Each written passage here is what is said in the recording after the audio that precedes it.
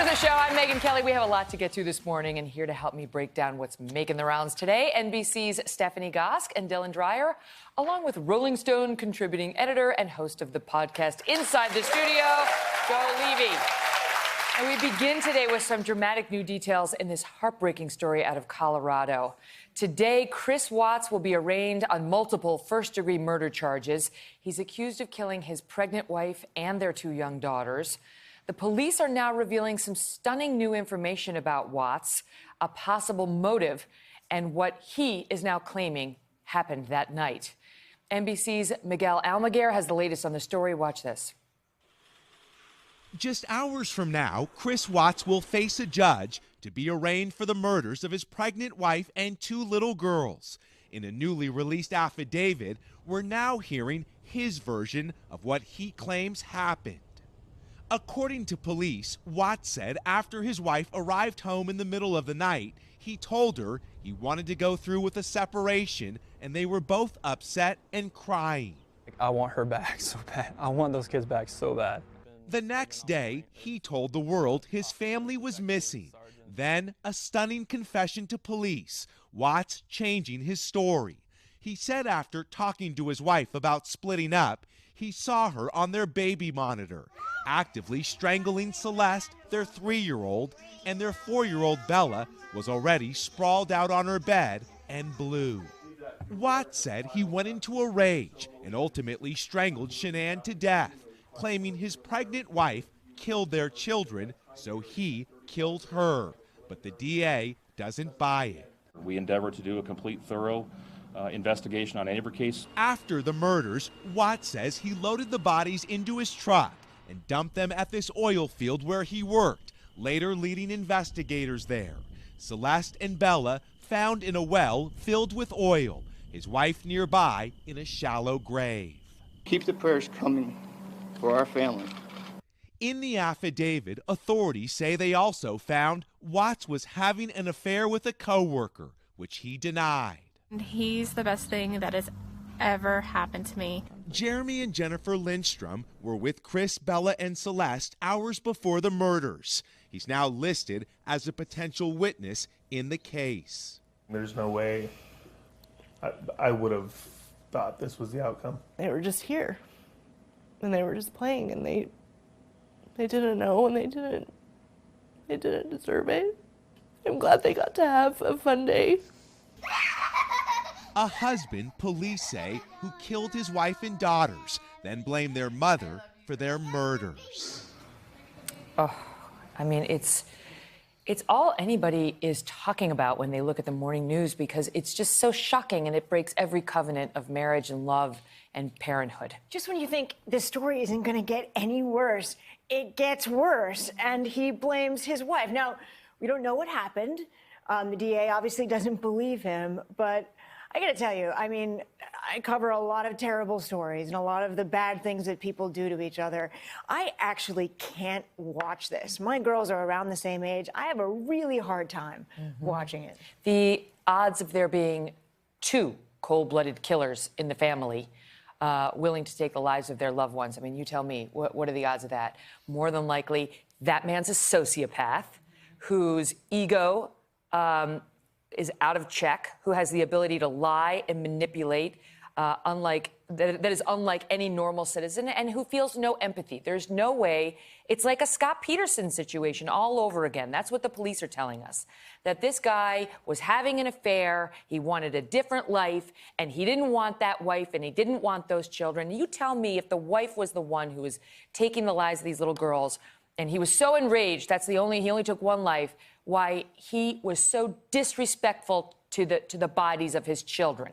Any man who is actually in that situation doesn't take their children to an oil well and leave their bodies there to decompose alone without even a blessing. And to have no emotion, because the interview with him happened after everything happened. Right. That was his performance for us. Exactly. Yes, that horrifying clip of him saying, I want them back, when in fact what he's not telling us, what he's not sharing with us, is that he knows exactly where they are and that he has disgraced their memory. And doesn't seem angry at that point. Right. I mean, it's amazing still to me, though, as a human being, just to see the acting. You know, I think we tend to give people the benefit of the doubt, even though you know 9 times out of 10 when somebody disappears and it's a spouse, it's the other spouse. I mean, that's just, those are the stats. It's even higher than that. And yet you see somebody who willingly goes on camera and you want to believe, right? Because you don't want to believe that the husband could do it. And the thing is, the mom came home at 1 in the morning from a business trip. Here's this mom, 15 weeks pregnant. She comes home from a business trip. And between 1 a.m. and 5 a.m., he murdered her. That's what the police are saying. And the girls. So it's like, what happened in that house at 1 in the morning when everyone in the house was presumably asleep? You know, we pick up on these signs. The first day when that story was done and he came out and we still didn't know where the family was, I was sitting in the makeup room, which we do in the morning for the Today Show, and everyone's talking about the stories. And almost everyone in that room said, look at that guy. I don't believe what he's saying. We all are very perceptive. And the lack of emotion that day, I think, resonated with anyone who watched it. I didn't go there. I actually thought he's numb. I mean, he's had this hideous news. You just never know how people are going to seem. And maybe I'm just too gullible, but I was like, you know, I don't know. I still feel like, how could a father do that to the kid? Because it's completely unbelievable. And then it is completely unbelievable that having done this, he has the temerity to go out there and give that interview and say, please, just, I want them back. That's so chilling. Yeah. We watch that now, and it's an utter horror. And it's not something we can understand, because someone who has the capacity to ever do that in the first place is of a different mind. We can't understand. Being. We can't and then understand. You think about the poor neighbors who, I don't know if it was the same 2 neighbors that Miguel had in his piece, but 2 neighbors took him in, you know, because it happened late on a Monday night. And showed him sympathy and tried to help. Yes, right. and he was not arrested till Wednesday. And so they took him in like, oh, the poor guy, he's going through a terrible time. And they have a child. And they were saying, oh, my God, we had this guy in our house. I mean, the whole thing is such a cautionary tale. And it makes you, you know, not us, not sitting here, but like there are others out there right now who might be married to sociopaths. And it's like, how do we know? And you don't know. How do we know? Because they're such skilled manipulators. You know, you need to be some sort of human lie detector to be able to know, look like the Lacey and Scott case. All right, we got to shift gears because that's just too dark to spend the whole morning mired in it. We brought Joe in for, among other reasons, because we wanted to talk about something that is more uplifting. Although, depends on your point of view. The VMAs last night. No, the VMAs last night, which were fun to watch, and the crazy fashion choices at the VMA are always fun to see because the rockers tend to like really go for it. Saw a lot of situations. But Madonna is getting a lot of blowback. Because I woke up and saw Madonna trending on Twitter. I'm like, what did she do? What did she do? And then we'll play the clip. Well, it's also a matter of what she didn't do. She was given the job of paying tribute to Aretha Franklin. It doesn't seem like her appearance started out that way. Unfortunately, the death of the Queen of Soul meant that the Video Music Awards were in this position of how do they honor this incredible musical icon. They asked one icon to honor another. And Madonna basically talked about herself.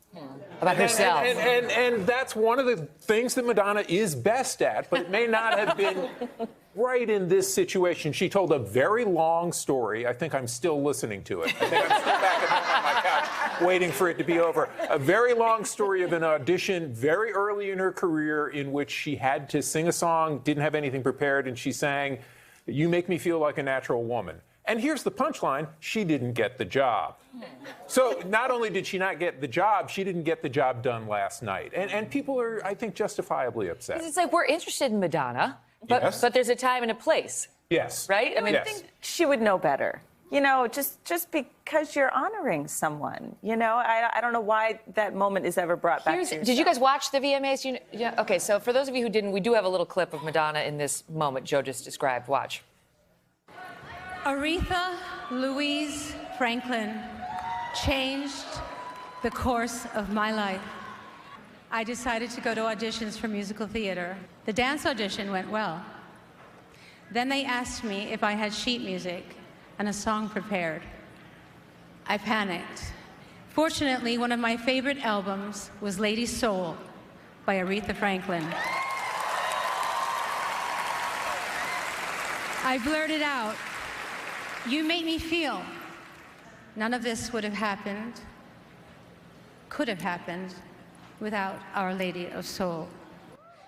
So he had to spend all morning cutting that down, just picking little bits, because it did go on for a while. Here's an important question. Which necklace did she decide not to wear?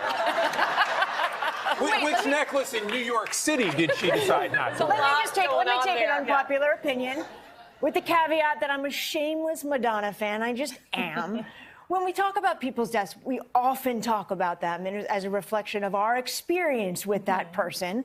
And although maybe she could have spent more time talking about Aretha Franklin's life, like I sat here and talked about Freeway of Love when I was in middle school, but talking it's about proportions. Yes, and it was 90% Madge and 10% Aretha. I do agree with that. That's a fair criticism, but I also maybe we should cut her a little slack. But it seems like something she wrote on her way to the. Well, that's a problem too. Like, wait, I need an Aretha story. Oh, yes, that's right. I've got this song. It'll work great, and just winged it. Yeah, you know? I don't know. Nor did I find the story particularly inspirational. Well, I'm also a shameless Madonna fan, and I was actually interested by this story. I just think it could have happened, I don't know, on Madonna's time. I mean, but really what she was trying to say is, like, I couldn't think of a song to sing, and I thought of one by Aretha.